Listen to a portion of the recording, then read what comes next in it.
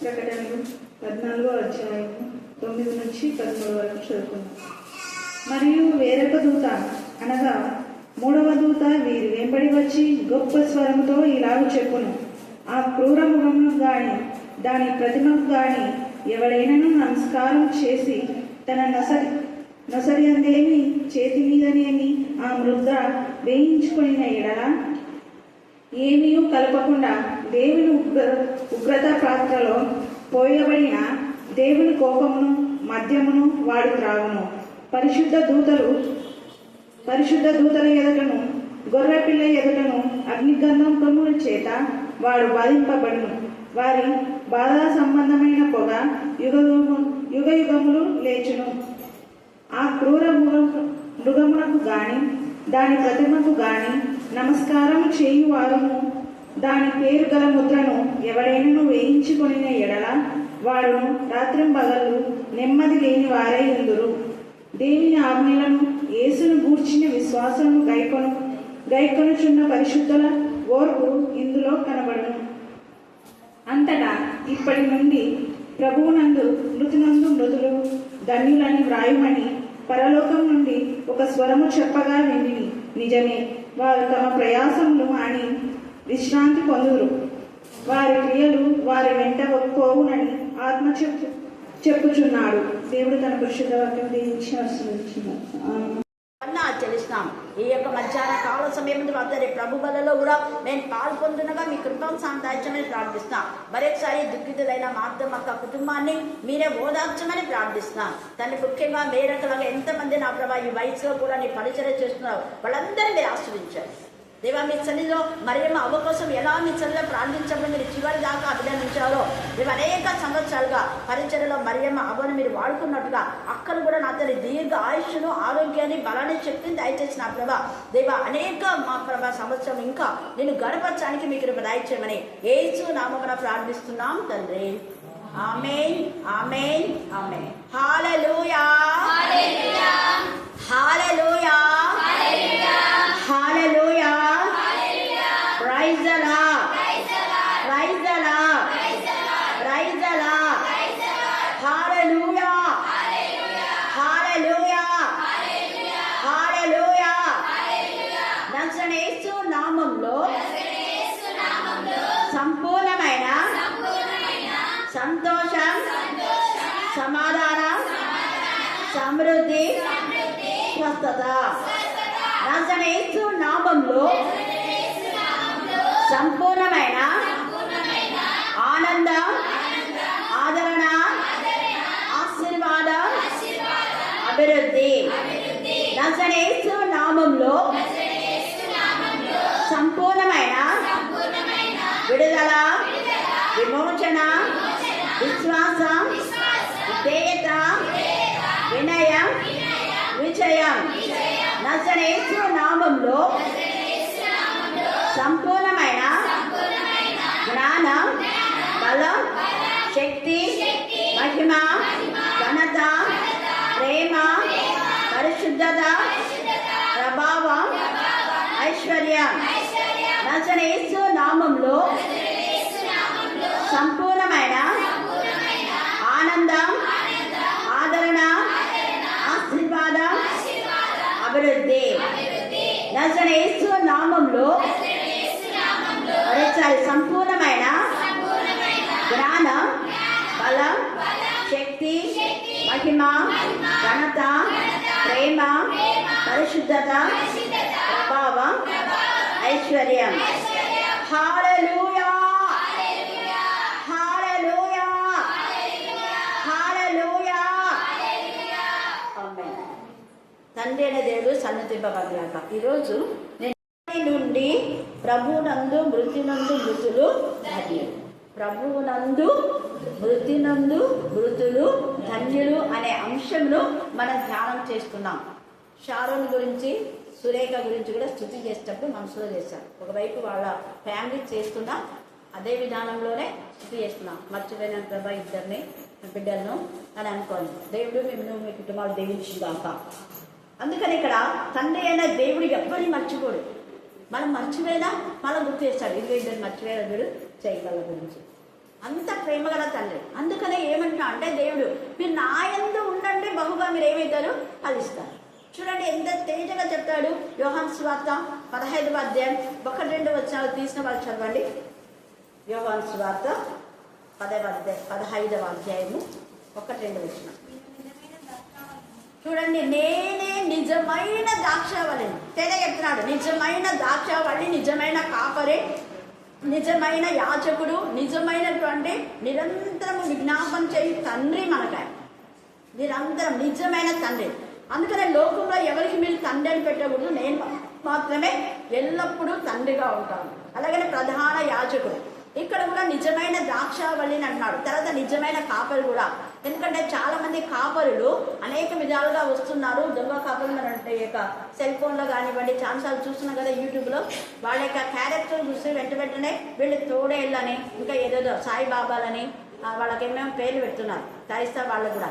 మన రీసెంట్గా చిన్న పాప విషయంలో యోహాన్ అనే అతను భయంకరమైన విధంగా వింటారు మీరు కదా పేరు. అలాంటి పేర్లు చూస్తే ఎంత బాధ.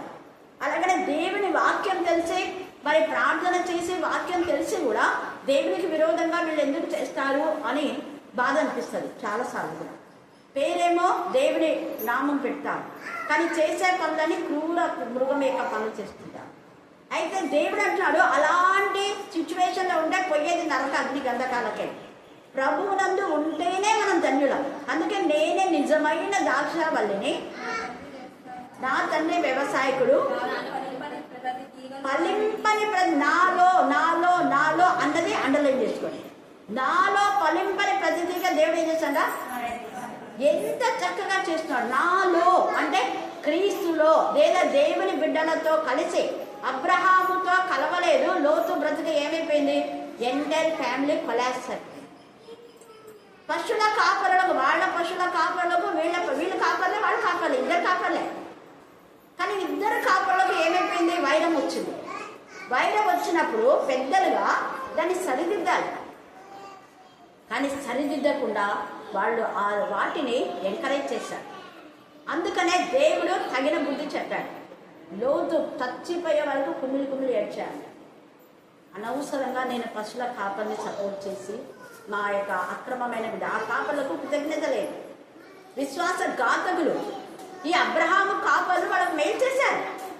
మేలు చేసిన దాన్ని మర్చిపోయి వాళ్లతోనే గొడవ పెట్టుకున్నాం. అందుకనే దేవుడు కూడా ఏమైతాడు, వేట్ చేస్తాడు. ఇంకా ఏమనుకో, ఫోన్ మీద మీరు చూసుకోపోండి అంటాడు. కానీ పోయాడు. సొదొమ గొమొర్రా వాటిని చూసి ఏదేనా అని అనుకున్నామంట. మన వాళ్ళు కూడా అక్రమమైన సంతానంలో అక్రమమైన సంపాదన ఏదేనో అనుకుంటారు, తర్వాత తెలుసుకుంటారు. అందుకని ఎప్పుడే కానీ కలిసి అబ్రహామును ఆశీర్వదించి ఏమన్నా అంటే, నువ్వు ఎవరిని ఆశీర్వదిస్తావు వాళ్ళని నేను ఆశీర్వదిస్తాను, నువ్వు ఎవరిని శపిస్తావు వాళ్ళని నేను శపిస్తాను. చూడండి, అబ్రహామును ఎవరైతే మిస్అండర్స్టాండ్ చేసుకుని వాళ్ళ దేవుడే శపిస్తా అంట. అబ్రహామును ఎవరైతే హత్తుకొని ఆనుకొని జీవిస్తారో వాళ్ళ దేవుడే ఆశీర్వదిస్తా అంట. అందుకే అబ్రహాము ప్రార్థన చేసిన తర్వాత అబీమెలెకు ఇంటిలోని వాళ్ళ భార్యలు, వాళ్ళ పనివారి అందరి గర్భాలు ఏమైపోయినాయి, అబీమెలెకే ప్రార్థన చేయొచ్చు కదా. చూడండి, నాకు అదే చదివేటప్పుడు అనిపిస్తుంది. మనం చూస్తే ఆదికాండంలో ఇక్కడ అబీమెలెకు దేవుడే దర్శనంలో చెప్తాడు, నువ్వు చేసిన పని సరి అయింది కాదు. ఒకరి సొత్తు నువ్వు తీసుకున్నావు, అది అక్రమం. అక్రమమైన విధానంలో అబ్రహాము యొక్క సొత్తు శారా. కానీ నువ్వు అనుకున్నావు నేను చేసేది మంచిదే, నువ్వు అనుకున్నావు మంచిది కాదు. అది తిరిగి నువ్వు శారాను అప్పగిస్తేనే నీకు ఆశీర్వాదం. అంత మాట్లాడిన దేవుడు ఇక నీ భార్యలకు నేను సంతానం ఇస్తానని చెప్పొచ్చు, చెప్పాలా? మళ్ళీ ఎవరు చేయరా? అబ్రహామే చేయరా? బల పెడతారు కదా దేవుడు. నిజంగా యోబు దగ్గర కూడా అంతే.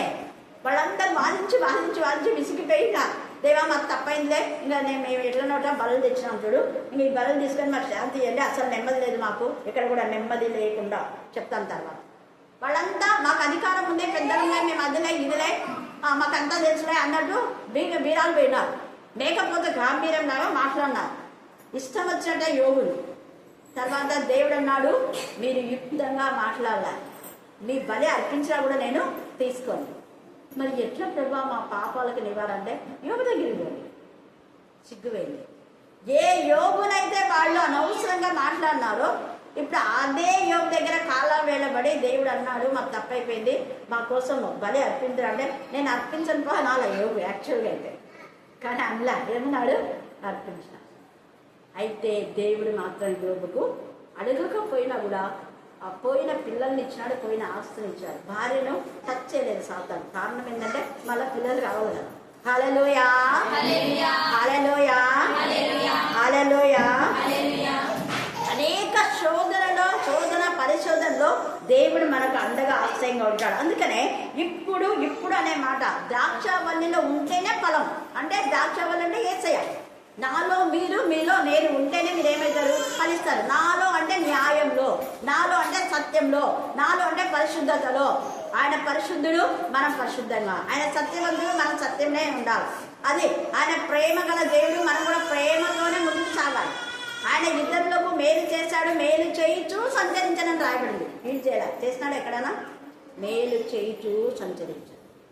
ఆయన పరిశుద్ధాత్మతో శక్తితో నింపబడి, యేసయ్య నేను ఒక్కని దేవుని కుమారుని, నేను మాత్రమే వాక్యం చెప్పాలి, నేను మాత్రమే స్వస్థత చేయాలి, నేను మాత్రమే అది చేయాలి, ఇది చేయాలి అన్నాడా యేసయ్య? అనలేదు.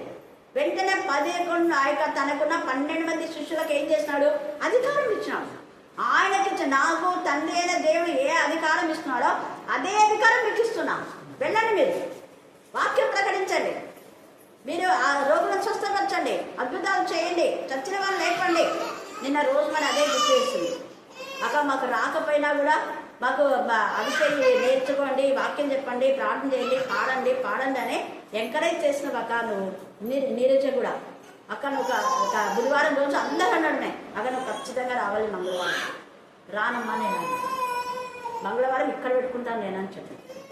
ఎందుకంటే దేవుడు ఏది చేసినా మన మేలు కోసమే. ఇంతకుముందు కూడా నేను 2 years 2 కాదు 1.5 year ఇక్కడ కేజీబీలో అక్కడ చూసుకోవడానికి నాకు చాలా ఇదైపోయింది, ఇబ్బంది. వెంటనే నేను ఇంకా వదిలేసి అక్కడ అప్పుడు జరిగిన సిచ్యువేషన్లో నాకు వాక్యానికి వ్యతిరేకంగా ఎవరు చేసినా కూడా నేను ఓర్చుకోను. ఒక క్రమాన్ని మనం పాటించేటప్పుడు ఆ క్రమాన్ని బ్రేక్ చేసినా అంటే వెంటనే నేను అప్పగించేస్తాను, దేవునికి అప్పగిస్తాను. అప్పుడు 1.5 సంవత్సరం కేజీబీలో మహిమకరంగా దేవుడు పరిచయం. ఇక్కడ మళ్ళీ అక్కడ హాస్టల్ 2 చోట్ల చేసినందువల్ల అనేక ఆత్మలు ఆధ్యాత్మికంగా ఉన్నాయి. పిల్లలు నాకు ఫోన్ చేసి మళ్ళీ చెప్తుంటారు. అప్పుడు ప్రే చేసిన పిల్లలు పెళ్ళిళ్ళు అయినాయి, ఎక్కడ కనపడితే అక్కడ నాతో మాట్లాడుతుంది, మేడం మీరు కేజీబీలో వచ్చినప్పుడు మాకు ప్రే చేస్తున్నారు కదా, పెళ్ళిళ్ళు అయినాయి కొంతమందికి. మంచిగా రెడ్డిస్ కూడా వాళ్ళ ఫ్యామిలీ వచ్చింది. కానాపురంలో ఒక్కరు కూడా లేరన్నారు, కానీ ఉంది ఒక ఫ్యామిలీ. వాళ్ళు వచ్చి ప్రే చేర్చుకొని వాళ్ళ అమ్మ, ఆ పేరు ఏం తెలీదు, రిబ్కా తెలిసింది. వాళ్ళ నాయనమ్మ, వాళ్ళ అమ్మ, వాళ్ళ నాన్న, ఆ పాప వాళ్ళకు 3 కూతుర్లు తీసుకొని వచ్చినారు. ఒక కూతురు ఇక్కడ జాయిన్ అయ్యింది. ఆ పిల్లని బట్టి ఆ ఫ్యామిలీ వచ్చింది. ఎందుకు నేను ఈ మాట చెప్తున్నా అంటే, నిజంగా నేను ఒకవేళ అక్కడే ఉంటుంటే ఇక్కడ ఈ ఫ్యామిలీ ఏమైపోయేది, మ్యారేజ్ కాదు. దేవుడు ఏదో ఒక ప్రణాళిక చేస్తాడు. అందుకని అక్కడ కూడా మనం చూస్తే ఇక వాళ్ళకు బుద్ధి రావాలని కొన్నిసార్లు చేస్తాడు దేవుడు. కానీ మనం మాత్రం ఎలా ఉండాలి, ప్రభునందే. ఇస్సాకు కూడా తాను వాళ్ళ తండ్రి తగిన బావులను మరలా తవ్వాలనుకున్నాను. నేను ఇక్కడికి వచ్చేటప్పుడు కూడా నాతో అది దేవుడు మాట్లాడి మీతో చాలా చెప్పినాను. ఎందుకంటే ఇక్కడంతా క్రైస్తవులు ఉన్నారు, కానీ క్రైస్తవ్యం అనేది పోయింది. ప్రభు మళ్ళీ నేను కొంతమంది అయినా క్రీస్తులోకి తీసుకురావాలని వచ్చాను. నా ప్రయాసం ప్రభునందు వ్యర్థం కాదు. 5 మంది క్రైస్తవులుగా దేవుడు తయారు చేశారు. గూడూరులో 5 మంది తయారు చేశారు కదా. ఇప్పుడు ఈ పాస్టర్ ఏదో కొంచెం భయభక్తి ఉన్నట్టు ఉంది అని నేను అనుకున్నా. తర్వాత అర్థమైంది కాదు అని. అది భక్తి కాదు, అది బలుపోనే అర్థమైపోయింది. ఒక 5 మందిని క్రిస్టియన్స్గా చేయండి అంటే ఆడ చేస్తాం అక్క, వాడు ఏదైనా వీళ్ళు మూర్ఖులు, వీళ్ళు మారాలని. వాళ్ళు అప్పుడు వాళ్ళు అనొచ్చు కదా, మమ్మల్ని మూర్ఖులు అంటావా అని అనరు. వాళ్ళు మూర్ఖులు మారాలని వాళ్ళ ఎదురున్నాయి. సంఘ పెద్దలు ఉన్నారు, సెక్రటరీ ఉన్నాడు. చూడండి, 5 మందిని మార్చండి అని చెప్తే ఒక్కరినన్నా మారుస్తామల్లా మళ్ళీ ఏదో బిల్డప్లు ఇస్తుంటారు. ఎందుకు నేను చెప్తున్నా అంటే, ప్రభునందు ఉంటేనే. మళ్ళీ చెప్తున్నా, నా ఉద్దేశం అంటే 5 మందిన మారితే వాళ్ళు 5 మంది నేను లేకపోయినా స్ప్రెడ్ అయిపోతుంది అనేది.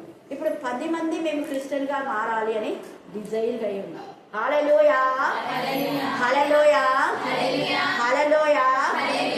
మమ్మల్ని మా అవకాశం ఉంటే మాత్రమే ఖచ్చితంగానే వాళ్ళు ఇంత ప్రయత్నిస్తున్నారు పాపం, ఇంకా కొంత టైం పడుతుంది.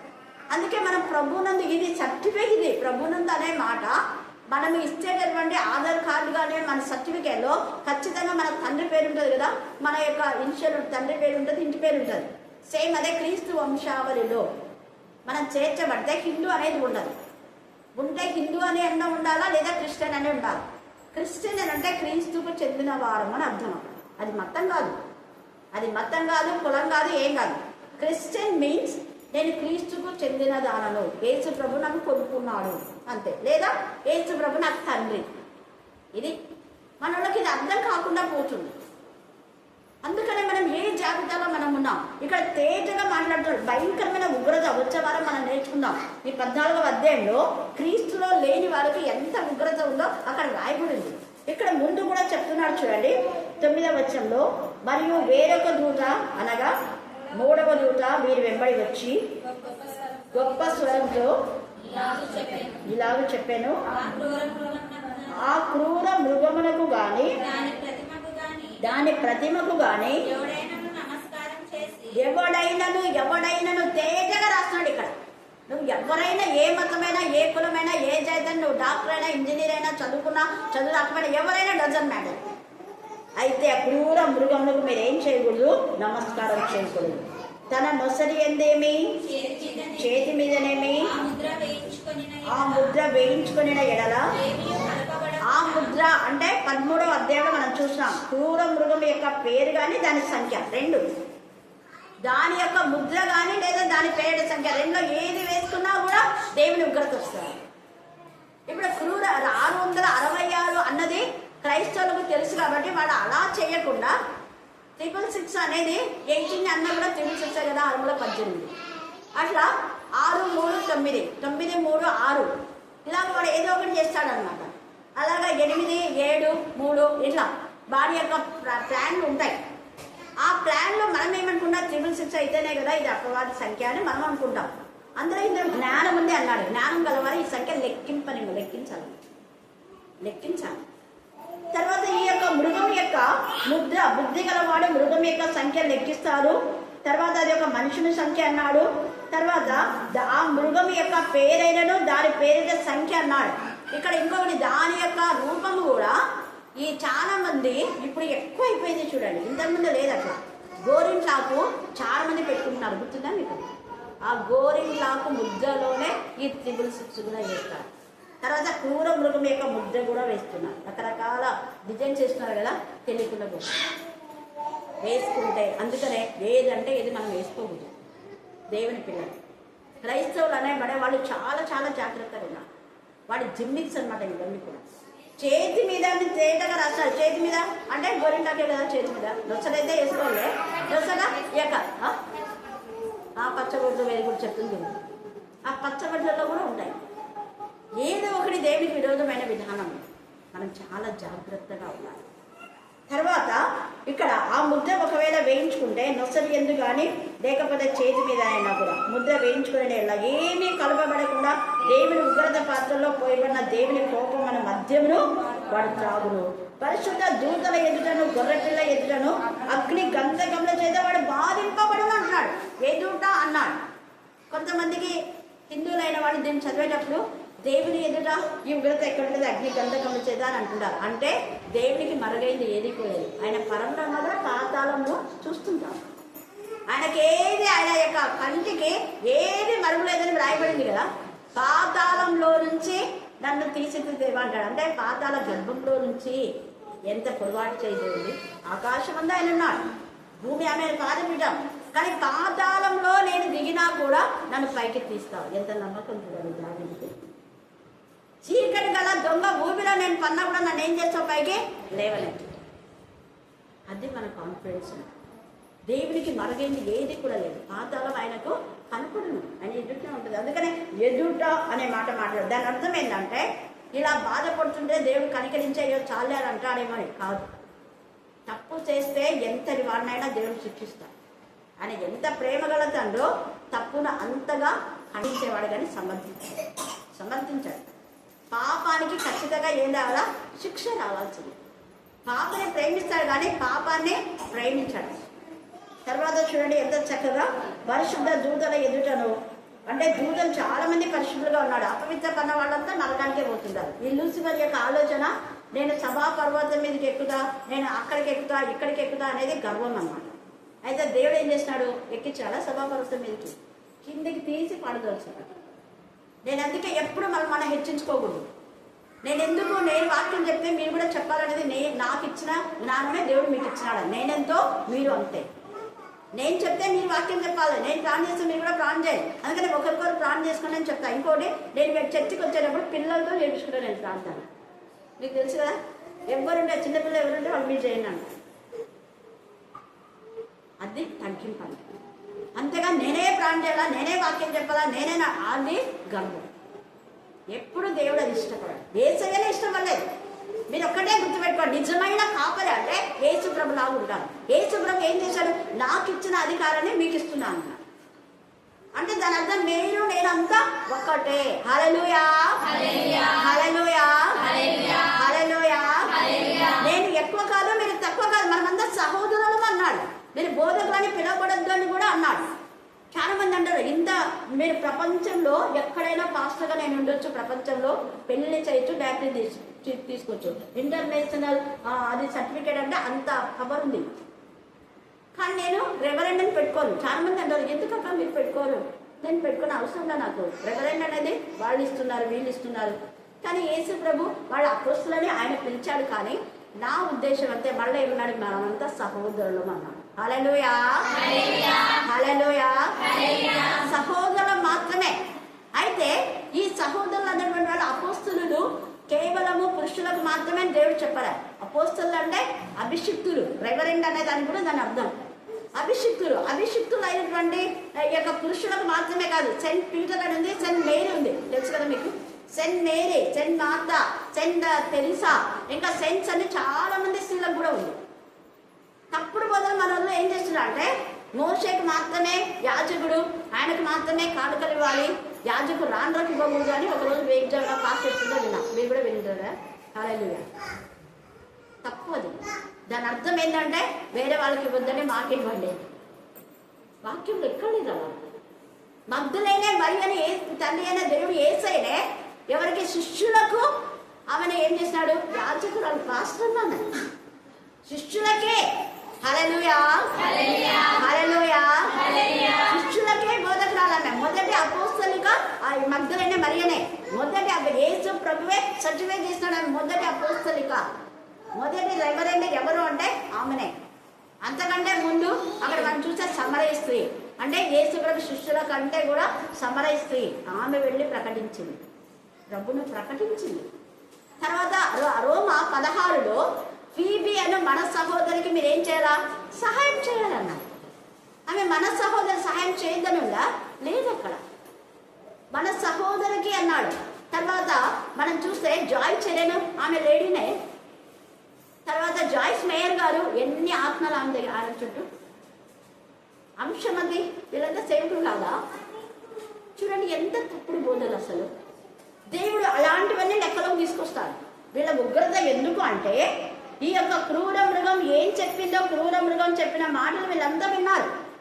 రాజులు, అధికారులు, యాజకులు, ఇర్మియాలో 20లో రాయబడింది అక్కడ కూడా. యాజకులు, అధికారులు, రాజులు వీళ్ళందరూ కూడా కలిసి ఇర్మియా మాటలను ఉల్లంఘించారు. ఇర్మియాను చంపకేసి కొట్టారు. దాని తర్వాత వాళ్ళకి ఏమొచ్చింది? భయంకరమైన ఉగ్రత వచ్చింది. 20 అధ్యాయం మీరు బుధవారం బైబిల్ స్టడీలో విన్న వాళ్ళకి తెలుసు ఎంత తేటగా. కానీ వీళ్ళకి దేవుని ఉగ్రత రాలేదని రెచ్చిపోతున్నారు. ఎప్పుడైనా వస్తుంది, ఇప్పుడు రాకపోయినా ఎప్పుడైనా వస్తుంది. దేవుడు ఊరుకోడు. ఇక్కడ చూడు, అందుకే చెప్తాడు ఇక్కడ ఉగ్రత ఏమీ కలపకుండా అంట. ఏమీ కలపకుండా దేవుని ఉగ్రత పాత్రలో పోయబడిన దేవుని కోపమైన మద్యంలో వాడు త్రాగును. పరిశుద్ధ దూతల ఎదుటను, గొర్రె పిల్ల ఎదుటను అగ్ని గంధకముల చేత వాడు బాధింపబడును. వారి బాధ సంబంధమైన పొగ ఏమంట? యుగ యుగములు లేదు, యుగ యుగములు. తర్వాత ఇది సిఎస్ఐ చర్చిలో కూడా బిషప్ తల్లి పుష్పలత గుల్లమ్మ ఈ మధ్య రిటైర్డ్ అయింది. అన్నీ ఆమె అధికారం, ట్రాన్స్ఫర్ స్కీమ్స్ అన్నీ ఆమె.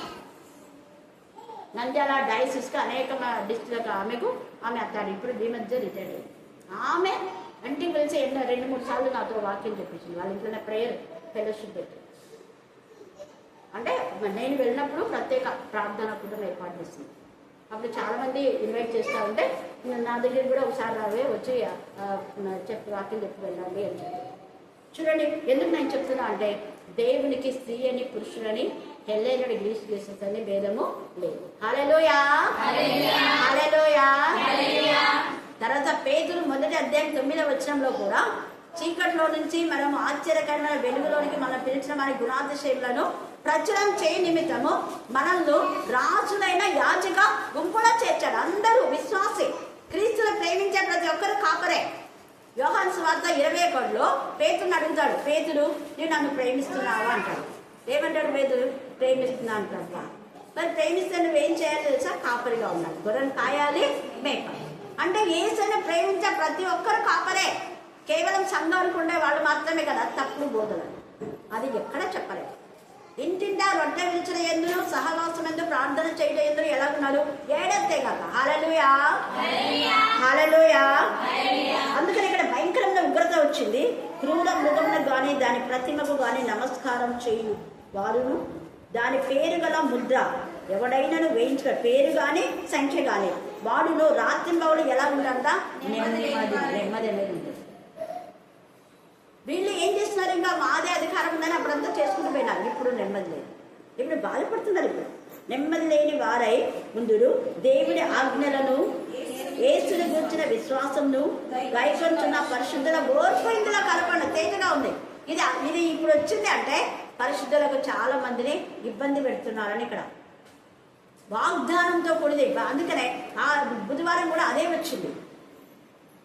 దారి తప్పించే కాపరులకు శ్రమ. ఎంతమంది వచ్చినారు బుధవారం? Very good. దారి తప్పించే కాపరులకు శ్రమ. తేటగా బైబిల్ స్టైల్ అది వచ్చిందంటే అది జరుగుతుందని దేవుడు రుజుపరుస్తాడు. ఇక్కడ కూడా అదే చెప్తున్నాడు చూడండి. దేవుని ఆజ్ఞలను యేసుని గురించిన విశ్వాసంను గైకొంటున్న పరిశుద్ధుల ఓర్పు ఇందులో కనబడదు. దేవుని పిల్లలకు వస్తాయి కానీ మీరు ఓర్చుకోలేకపోతారు.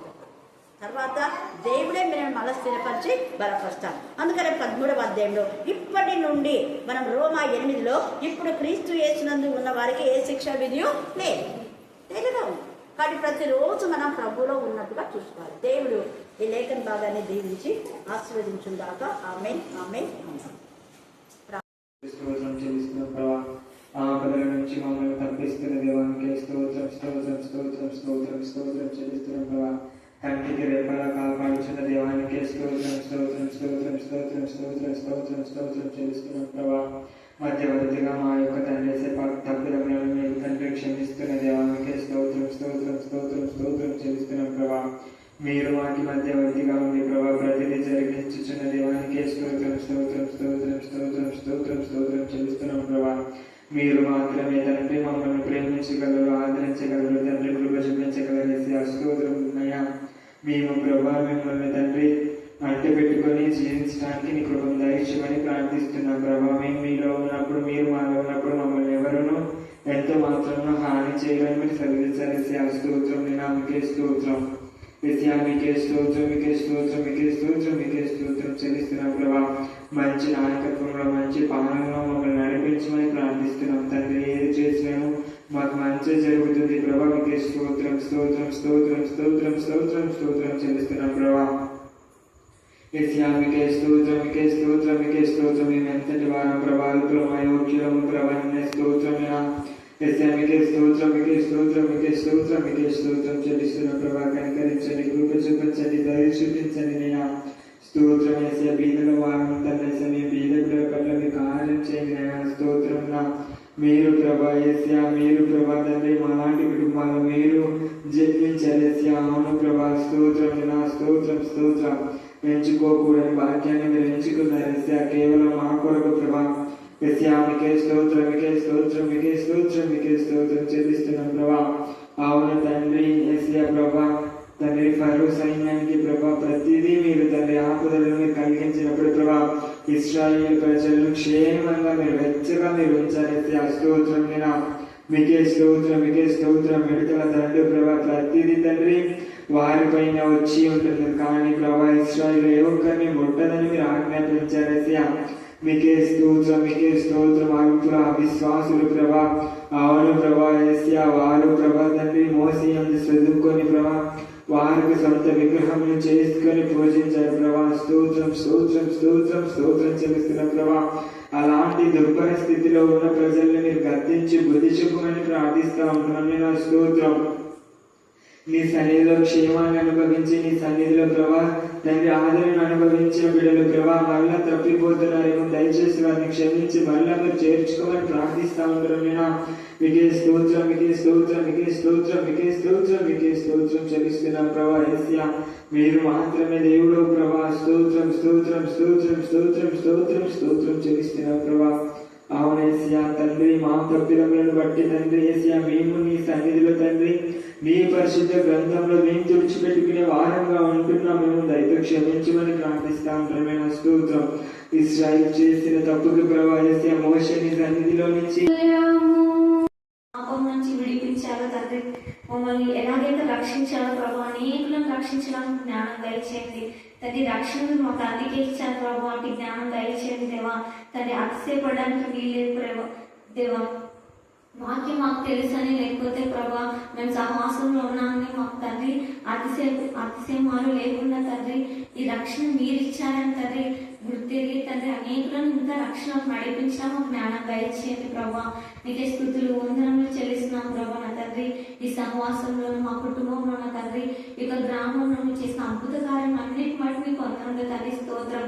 ఎన్నో అద్భుత కార్యాలు, ఆశ్చర్యకాలు, గొప్ప కార్యాలు, వింత కార్యాలు ప్రభా నా తండ్రి మీరు చేశారు. అందుబట్టి నీకు వందనములు దేవా. నీకే స్తుతులు తండ్రి. స్తోత్రములు ప్రభా నా తండ్రి. ఇచ్చిన కుమారులను బట్టి నా తండ్రి అనేకులకు నా తండ్రి మీరు గర్భఫలం చేత నింపారు ప్రభా. అందుబట్టి నీకు వందనములు తండ్రి. మరి డెలివరీ సమయం వరకు తోడే నడిపించండి తండ్రి. ఆ బిడ్డలకు నా తండ్రి ఎదిగించినప్పుడు నా తండ్రి వాక్యం చేత పెంచడం వారికి నేర్పించడం ప్రార్థిస్తాం దేవా. స్తోత్రం. నీకే స్తోత్రం, నీకే స్తోత్రం, నీకే స్తోత్రం తండ్రి. పండుకున్నప్పుడు లేచినప్పుడు తండ్రి ప్రతి చోట మీరు వాక్యమే మాట్లాడమని మీరు చెప్పారు ప్రభా. అటు జ్ఞానం తల్లిదండ్రులు దయచేయండి ప్రభా. స్తోత్రం. నీకే స్తుతులు వందనములు చెల్లిస్తూ ప్రభా మా సహవాసంలో ఉన్నవారు నా తండ్రి ఎవరైతే ప్రభా అనారోగ్యంతో ఉన్నారో అటు వారిని తండ్రి ధైర్యపరచండి తండ్రి, స్వస్థత పరచండి, బలపరచండి నా తండ్రి. కష్టంలోని ఇబ్బందుల్లో నా తండ్రి అన్నింటిలోనూ ప్రభా నా తండ్రి నీ కొరకు నిలబడడం మాకు అందరికీ నేర్పించమని ప్రార్థిస్తాం దేవా. స్తోత్రం. నా తండ్రి కష్టం ఉన్నప్పుడే కాదు నా తండ్రి సంతోషం కలిగినప్పుడు కూడా నీ సన్నిధి రావాలి జ్ఞానం మాకు దయచేయడం ప్రార్థిస్తాం దేవా. నీ వందనం చెల్లిస్తూ తండ్రి చదువుకున్న వారు నా తండ్రి స్కూల్కి వెళ్ళే పిల్లలు నా తండ్రి కాలేజ్కి వెళ్ళే పిల్లలు ప్రభా అందరికీ చేతులకు అప్పగిస్తున్నాం ప్రభా తండ్రి. ప్రభా దుష్టుడు వాళ్ళు ముట్టకున్నాడు సహాయం చేయండి ప్రభా నా తండ్రి. వారి వెళ్ళొచ్చి మార్గంతో నడిపించండి. అనేకులు ప్రభా నా తండ్రి చిన్న వయసులో పాపంలో పడిపోతున్నారు ప్రభా తండ్రి. తల్లిదండ్రులు ఏం చేస్తున్నారు ప్రభా జ్ఞానం దయచేయండి తండ్రి. వారిని తండ్రి గర్భించడం ప్రార్థిస్తున్నాం దేవా నా తండ్రి. వారిని మంచిగా పెంచడానికి తల్లిదండ్రులు జ్ఞానం దయచేయడం ప్రార్థిస్తున్నాం దేవా. నీ వందనం చెల్లిస్తూ ప్రభా నా తండ్రి. ఈ సమాజం కొరకు నా తండ్రి ఏడ్చే వారి సేవకులు అన్నట్టు తండ్రి ఆనాడు మోషే అహరోనులు ఏడ్చారు ప్రభా నా తండ్రి. దేవాన్ని వందనం చెల్లిస్తున్నట్టు వారు నిలబెట్టాలి నా తండ్రి. అనేకుల కొరకు ఏడ్చే వాళ్ళు కావాలి ప్రభా. అటు వారి సంఘం కొరకు నా తండ్రి ప్రార్థించే వారిగా మీరు నిలబెట్టాలి నా తండ్రి. ఎవరైతే తప్పుడు బోధలు చేస్తున్నారో తగ్గించేమని ప్రార్థిస్తున్నాం దేవా. వారి బోధలకు భయపడకుండా నా తండ్రి ఏమాత్రం బెదిరిపోకుండా ఉన్నట్టు మాకు సహాయం చేయమని ప్రార్థిస్తూ అన్ని విధాలుగా మీకు లొంగిపోతున్న తండ్రి. దినదినము తన ఇంకా వాక్యము బలపరచమని ప్రార్థిస్తూ నజరేయుడైన యేసు క్రీస్తు శక్తి గల నామమున ప్రార్థిస్తున్నాం తండ్రి. ఆమేన్, ఆమేన్, ఆమేన్. నా సాక్ష్యం ఏమంటే నా పెద్ద కూతురు బీఫార్మసీ చదువుతుంది. మరి ఆమె ఎగ్జామ్ రాసొచ్చినప్పుడు ఒక సబ్జెక్టు ఫెయిల్ అయిందని చాలా బాధపడి ఏడ్చింది. మరి దేవుని కృపతో రియాల్వేషన్ కట్టుకోమని చెప్పినారు. సరే దేవుని చిత్తమైతే మరి ఈ కార్యం జరిగిస్తావని నమ్ముతూ దేవుని మీద భారం వేసి ఒక సబ్జెక్టుకు కట్టినాము. కట్టితే దేవుని గొప్ప కృపతో మా యొక్క సొమ్ము ప్రభు ఉచితంగా పొందుతున్నట్లు దేవుడు ఆ యొక్క సబ్జెక్ట్ని పాస్ చేసినాడు. అందులో బట్టి దేవునికి నిండు వందనాలు చెల్లించుకుంటున్నాను. అదే రీతిగా మరి నా చిన్న కుమార్తె విషయంలో కూడా మార్కులు ఎక్కువ రావాలని మేము కట్టినాము. దేవుడు గొప్ప కృపతో చాలా మంది పిల్లలకైతే మార్కులు పెరగలేదు కానీ బిడ్డకు కూడా మంచి మార్కులు పెంచినాడు. అందుని బట్టి దేవునికి నిండు వందనాలు చెల్లించుకుంటున్నాను. మరి బిడ్డల విద్యలందు దేవుడు మరి ఆర్థిక సహాయం మరి ఎంతగానో మరి మా కుటుంబ పక్షాన తోడుగా ఉండి ప్రతి విషయంలో మాకు సహాయం చేస్తూ మరి విద్య లేని మా యొక్క కుటుంబం పట్ల మా బిడ్డలకు గొప్ప ఘనమైన విద్యను ఇచ్చినాడు. అందరి బట్టి దేవాతి దేవునికి నిండు వందనాలు చూపిస్తుంటున్నాను. ఆయన చేసిన గొప్ప మేలులకు ఏమి ఇచ్చినా కూడా మేము రుణస్తులమే. అందుని బట్టి దేవుణ్ణి మరొక విడవక ఎడబాయక ప్రతి విషయంలో ఆయన ఉంచుకొని మేము నడుచుకుంటున్నాము. మరి దేవుడు చేసిన మేలులన్నింటిని బట్టి ఆయనకు కృతజ్ఞతాస్తుతులు చెల్లిస్తూ దేవుడి యొక్క సాక్ష్యాన్ని దీవించి ఆశీర్వదిస్తున్నాక మరి ముఖ్యంగా కరుణాపీఠ మినిస్ట్రీ తరఫున ప్రార్థిస్తున్న అక్కను బట్టి కూడా అక్కగారికి మా యొక్క హృదయపూర్వక వందనాలు చెల్లిస్తున్నాం. సహవాసంలో పాలు పంపులు పొందిన ప్రతి